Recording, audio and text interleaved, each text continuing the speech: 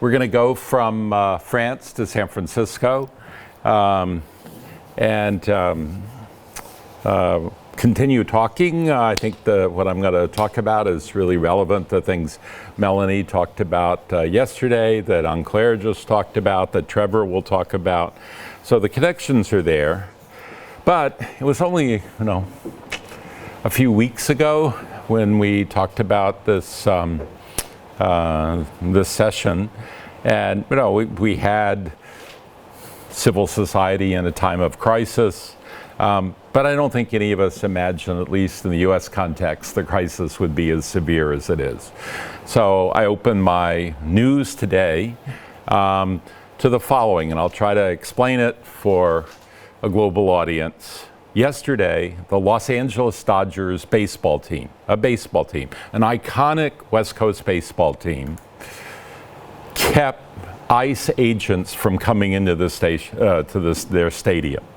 So imagine here that PSG said the French police cannot come in the Stade de France, okay? So, and one of the players, Kiki Hernandez, a Mexican, got out there and yelled at the ICE and says, "This is unconstitutional, get out of here," okay? So we're at a level at which baseball teams are defenders of civil society. So when I sit here and talk about participation, I care about it, and I think what I have to say is valuable, but there's part of me that thinks, is this a little bit angels dancing on the head of a pin? Okay, this is work done jointly with Yi Zhao, who's now at University of New South Wales in Sydney. He was a postdoc at Stanford. And Qian Wei, who's at Winifred Laurier University in Canada. She was also a postdoc. And I'm going to invoke data from the Civic Life of Cities project, and I'll explain a little bit about this, but a shout out to Christophe. We've now moved the Civic Life of Cities project from Palo Alto to emlyon, and to Jessica and to Excel, who are core people that are helping be involved in this. So this really has become a kind of global project, but today I'm just going to talk about San Francisco data. Okay. So, and I'm only going to give you a snippet of a much longer paper so that you can absorb the little snippet that I have.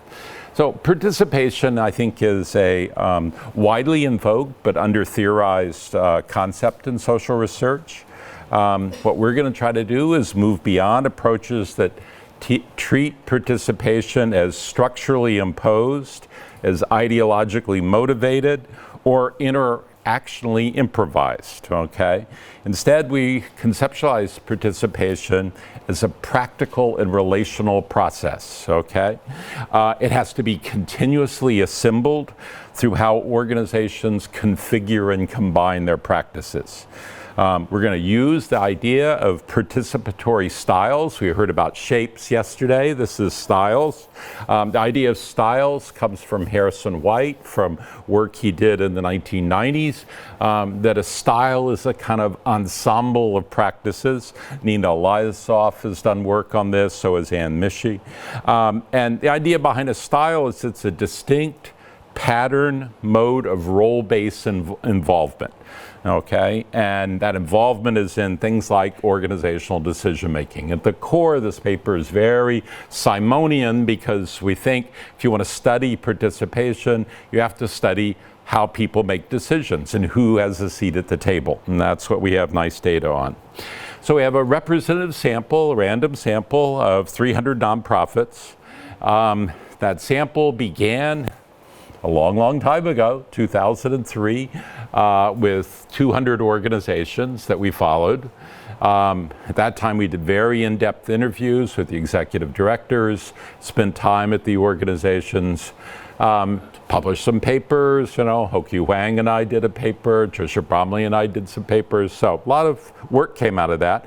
But basically, that work had kind of set aside. I moved on to other things. And this guy Brandner shows up at Stanford. And he said, "What about this project? Why did you let it die? Why don't you?" And I'm like, wait a minute, it cost $1 million and we had like 5 full-time staff. And he's like, you're so old-fashioned. You can do it on the web now. Have you ever heard of these things? And so he persuaded me that we should, do interviews online. And we recruited, maybe not surprisingly, an Austrian linguist and an undergraduate math major to help work with us. And I still remember one of the most fun, just to tell you a research story, Weekend was this young math whiz who we wanted to go into grad school. She went to Walt Disney, of all places, to become a chief financial officer probably today. But we said, what we like is to collect the CVs of the current executive directors, okay? And we had always had this problem, okay? So I go to your office, I interview you, I spend 2 hours talking with you, and at the end I say, can I have your CV? And you're like, well, that was sort of cheap. I thought I liked you, and now you want this. On the other hand, I go in and I say, give me your CV, then I'll interview you. That's it. So getting the CVs was relationally difficult, okay? She says, no problem, I'll get them for you. She pops in Monday. I got 83% of the CVs. And we're like, what? She joined LinkedIn, downloaded the CVs, and then, really smart cookie, said, you could use that as a measure of rationalization in your paper. Is the CV on LinkedIn? Okay, so we managed to do another round of interviews and write some more papers. Then Donald Trump got elected the first time. This nightmare started, 2016. Around 2018, a group of us were talking, and we thought, let's study civil society in 7 cities around the world. And so we launched this very ambitious civic life of cities, San Francisco and Seattle, so 2 left coast cities, an old world city, Vienna, so we have an Austrian, European city, and then we moved towards Asia. Shenzhen was the first city where actually the new survey was launched. We then wanted Taipei as a cross-strait comparison between Taipei and Shenzhen. We eventually added Singapore for a different form of autocracy, one that now we might think, hey, the food's good and the shopping's good, maybe, and Sydney, Australia. So we have data on 7 cities, and the work I'm going to present today, I hope that eventually we would do this in all the cities. So I'm going to show you a way that we've developed to capture participatory styles, and I'll stop there, but we've also the next step of this paper is to use filtration analysis, network filtration analysis, to examine the underlying architectures of styles. And so what you see is that participation is a contested achievement. All right? It's not reducible to structural design. It's not guaranteed by ideology, but it's perpetually reconstituted through everyday practice. And so we're going to shift the attention from formal structure to practice configuration. And in doing so, I think we'll say new things about bureaucracy, decentralization, and hopefully about democracy. So let me show you some of the methods, give you a summary, and then we take questions. All right, so, oops, it's already jumped. How did it do that? That's me, I probably did that. Okay, so hierarchical cluster analysis is a tool that people have used before. And what you do is cluster organizations on the basis of their similarity of attributes. It's used in a whole wide array of different fields. And we're going to try to use it for getting at styles. So we have this survey that asks people a whole set of questions about what are you involved in? Who gets to select the CEO, the executive director? Who has sign-off to begin a new project? Who writes the mission statement? Who's involved in creating a strategic plan? Who has a seat at the table for the budget? Who communicates to the public? Who maintains the website, the social media work, who has the authority to update it. So these are the kinds of things that we want to know about the internal staff. And then we also want to know, what about the external environment, the people you're connected with. Can they attend board meetings? Do you have a mechanism for them to give feedback? Do they get to comment on organizational documents and reports? Can they join, and are the minutes open to the members?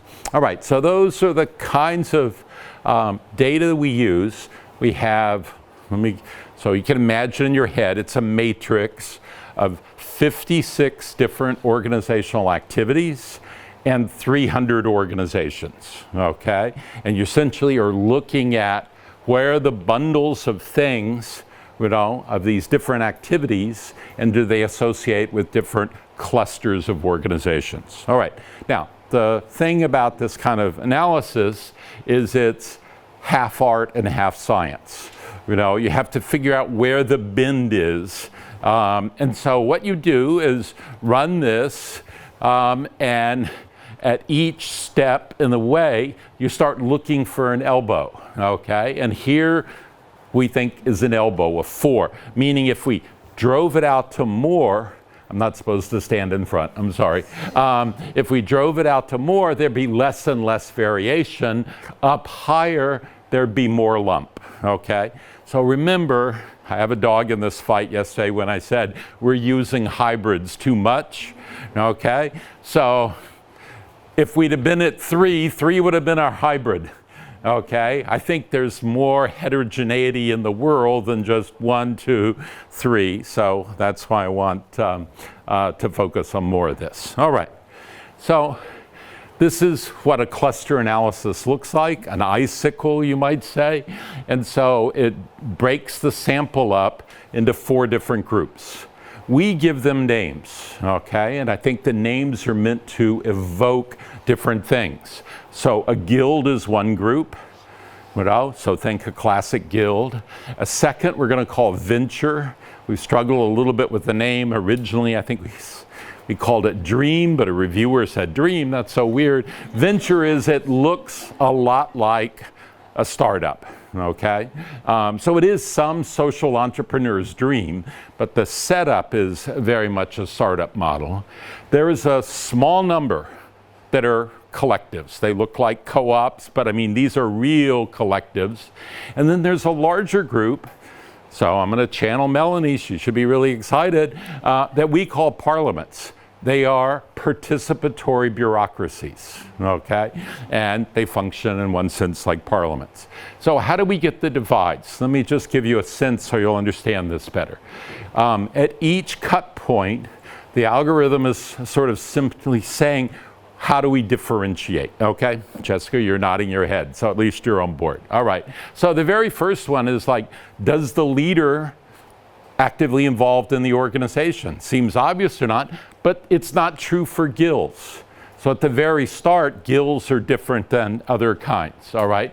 The next is, given leaders' involvement, does the staff get involved? All right, and so you get another cut because Dream, the staff is not involved. Then you go to the next, given leaders and staff involvement, do leaders play more of a role than staff? And that's the case in Parliament, okay? So that's the slicing that happens where you get the 4 styles, all right? And this is sort of getting a little bit ahead to the deep in the weeds of the filtration, but this might visually help you, okay? So let me hobble over here and give you a sense. Here's a parliament, and the arrows, the figuration is pulling to tell you who are the most active people. So in parliaments, executives, board, and staff. In a guild, you can see it's board. They're basically running the organization. In a collectives, it's staff and board. In a dream, it's the executives, So essentially you can figure out what's the internal practice configuration for each type of organization. All right, everybody? Okay. And you might immediately be saying, oh, this is totally dependent on organizational size, organizational age, or the industry they're in. And I'm going to say to you, no, no, no, all right? It ain't those things. You know? They do not help us understand in this just simple array across types. You know, styles do not correlate with these organizational variables. In and of themselves, we can find daycares that look like collectives and daycares that look like parliaments. We can find homeless shelters. I guess I should back up. I'm sorry, I'm going fast. The sample are all 501c3 organizations in the San Francisco Bay Area. At the time of the sample, there were roughly 11,000. We went in and randomly drew a sample. We went back in 2019 and did a replenished sample. So the organizations from it run the gamut. There are soccer clubs, there are daycares, there are homeless shelters, there are art museums, there are poetry clubs, there are environmental activist organizations. There's actually a cult that's in the sample. There's some quirky organizations in the sample, so it's a nice reflection of this broader world. Okay, so what do we learn? I emphasize that participation it's not singular, it's not uniform, it reflects these pattern differences. So what parliaments do, that's the participatory bureaucracy, they combine structured decision making with frequent opportunities for staff input. They have regular staff meetings, they have lots of one-on-ones between leader and staff, they have repeated all-hands gatherings. So they build cross-functional teams and opportunities for staff to be involved in the strategy and operations, but leaders retain the formal decision-making power, okay? So these are not democracies, but they are participatory democracies. Anyone who's read Kat Turco's book, The Conversational Firm, will kind of recognize this. So that's of a startup, but you see this here. So combination of information sharing, relationship building, all those create good morale and build legitimacy, but they do not redistribute power, okay? So collective nonprofits, in contrast, are staff empowered, okay? Staff play the most active role in shaping strategy. They're the ones who initiate programs. They direct organizational priorities. They're much flatter in structure, and they prioritize deliberation and autonomy. So participation is like not just an organizing principle as it is in Parliament, but it's a normative commitment. Okay, see the contrast? So collective nonprofits have lots of regular opportunities for shared decision making, weekly team meeting. What was the comment I made yesterday from George Bernard Shaw? There are not enough evenings. Well, these guys have some of that going on because immense amount of work collaborating with each other. So guild nonprofits are really functionally different model. Staff specialize in particular roles. Participation is very individualized. It depends on your expertise. It's not a collective process. The organizations themselves treat staff as like technical contributors. And what they do is, the board focuses on coordination and goal alignment, okay? Now, venture, or yet another model, they are highly centralized. They're run by a single person. Maybe it's the founder, maybe it's a charismatic leader, but they're definitely leader-driven. And the staff basically have almost no input in the venture models. They tend to be young kids, and it's someone older's dream of this. They're the social entrepreneur that's going to create, this new thing. They might evolve into something else over time. That's certainly possible. In the Q&A, if you want to ask me how fixed are these styles and how much they could evolve, that's a really good question. But not priming you. So staff and ventures are valued for execution, not deliberation, all right?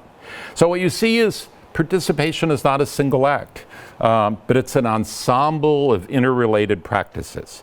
I won't go into showing you the network analysis of practices, but one of the things that comes through in that is bundles of practices cohere together. You have certain things that go together and others don't, okay? So, for example, if you are a homeless shelter and you prioritize the input of the homeless in the process, you will be very reluctant to take government money or venture, philanthrocapitalism money, because they're going to press like, you need to do these things, you have to report these things, and instead what they're trying to do is get the homeless involved in the decision-making process.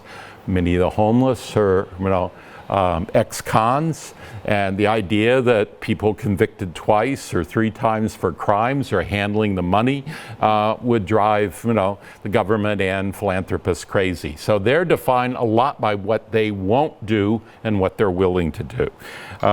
So I think that is a really important feature of some practices pull and some practices repel. Okay, and the styles are distinctive because of those differences there. Okay, so practice clusters, whether it's collective decision-making, staff-led projects, shared leadership, serve as indicators and supports of a participatory style. So think about Anne-Claire's talk just now. She has this really interesting challenge where workers historically have been oppositional to management. And management historically has not shared operational data with workers. And yet workers know a hell of a lot about how to save money, but in the previous system there was no incentive to save money. All right, so now they could provide that information. So before those practices repelled, now they could be brought in to save that money, but only if the workers had access to the books that showed them that their saving money was collectively shared. Okay, so that's what I mean by practices connect and they put apart. So I want you to think about participation as bundles of organizational life. What looks like a flat structure might in fact be a consultative hierarchy. What looks like a hierarchy may actually have high levels of discretion and team-led coordination. So we want to think more about this relational mechanism, and I think what we can do is, always end on a big flurry, make sense of very mixed findings in the empirical literature. Scholars have long debated whether bureaucracy and democracy are in tension, whether participatory governance can even thrive in formal organizations. Our data actually show that both outcomes are possible. And it depends on how organizations configure authority, discretion, and interaction. Participation is not the absence of a structure, but it's a distinct structure. It's shaped by its own styles and its own supports. So we think with our work, we'll offer new tools for understanding how civic capacity is built and how organizations can shape democratic practice and whether or not participation can endure over time. Thank you.